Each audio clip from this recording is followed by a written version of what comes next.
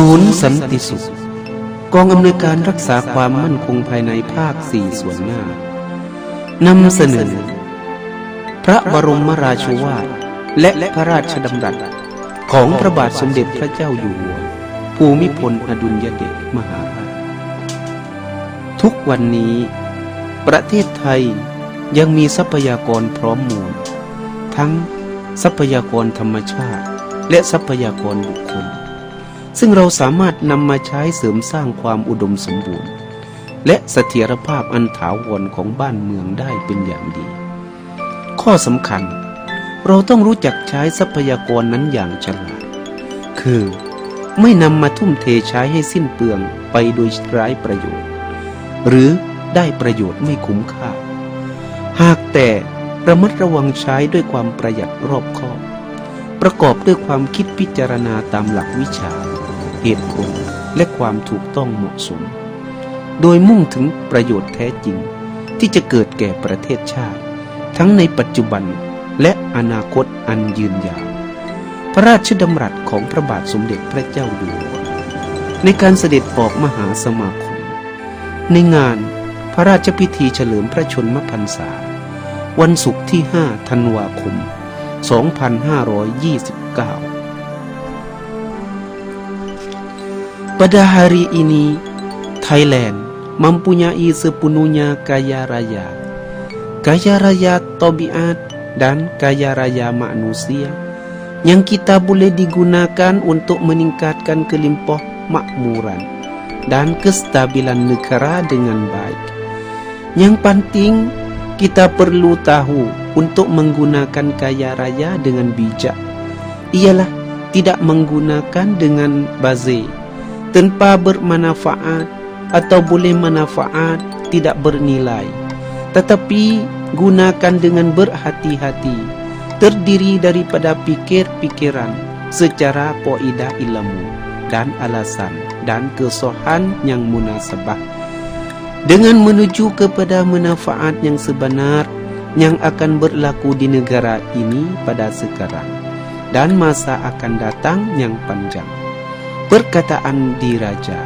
untuk datang persatuan besar dalam majelis diraja perayaan hari lahir hari Jumat yang kelima Thanwakom 2529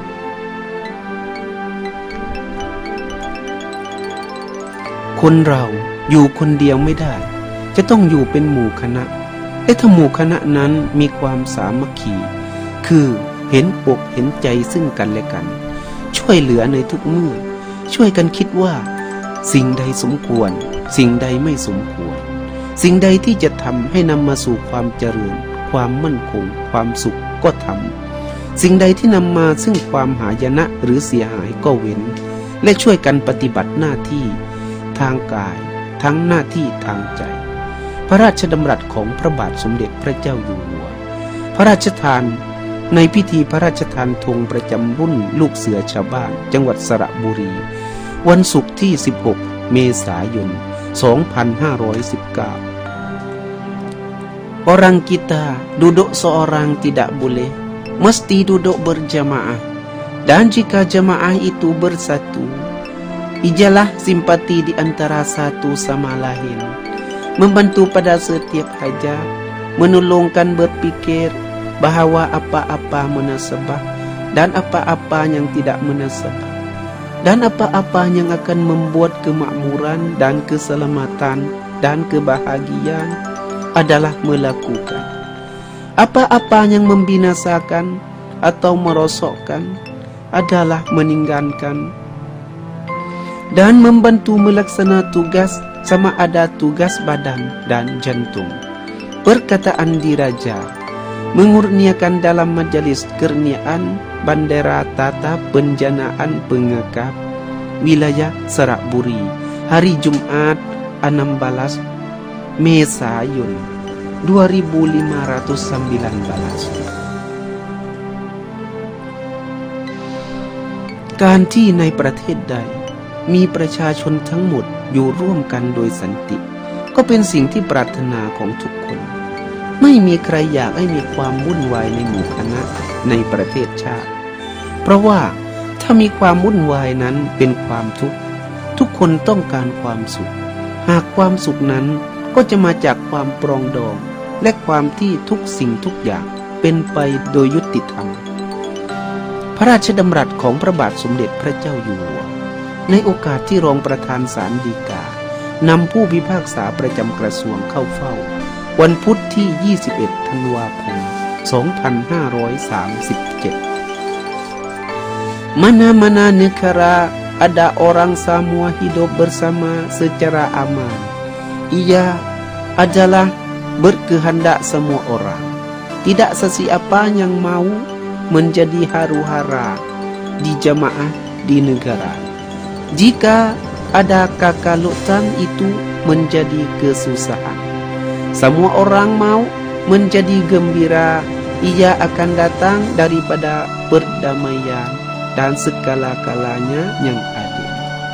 Perkataan diraja pada kesempatan timbalan yang dipertua Mahkamah Agung membawa hakim tatap jabatan menteri hadir di hadapan hari Rabu 21 Tanuakum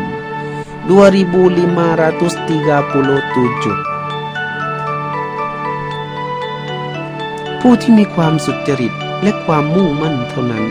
จึงจะทำงานสำคัญยิ่งใหญ่ที่เป็นคุณประโยชน์แท้จริงได้สำเร็จพระบรมราโชวาทของพระบาทสมเด็จพระเจ้าอยู่หัวในพิธีพระราชทานปริญญาบัตรของจุฬาลงกรณ์มหาวิทยาลัย12 กรกฎาคม 2522 Orang yang ketulusan dan komitmen sahaya, ia akan kerja-kerja besar yang memberi manfaat yang sebenar yang telah dicapai. Bimbingan diraja di Majelis Pengijazahan Chulalongkorn University 12 Karakadakum 2522 คนเราถ้าพอใจในความต้องการก็มีความโลภน้อยเมื่อมีความโลภน้อยก็เบียดเบียนคนอื่นน้อย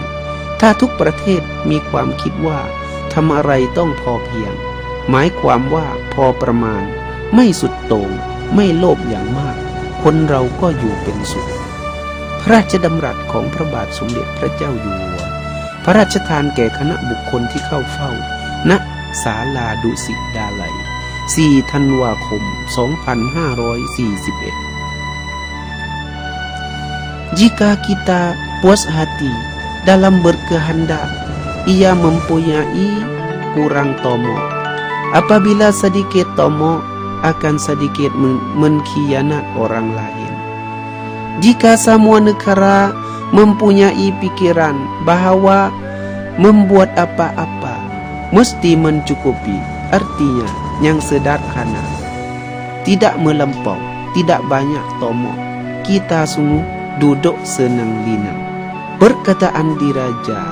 mengurniakan kepada orang yang hadir di hadapan di Astaka Dusit Dalai 4 Tanuakum 2541 ขอได้รับความขอบคุณจากศูนย์สันติสุขกองอำนวยการรักษาความมั่นคงภายในภาค 4 ส่วนหน้าโทรศัพท์ 073 452 535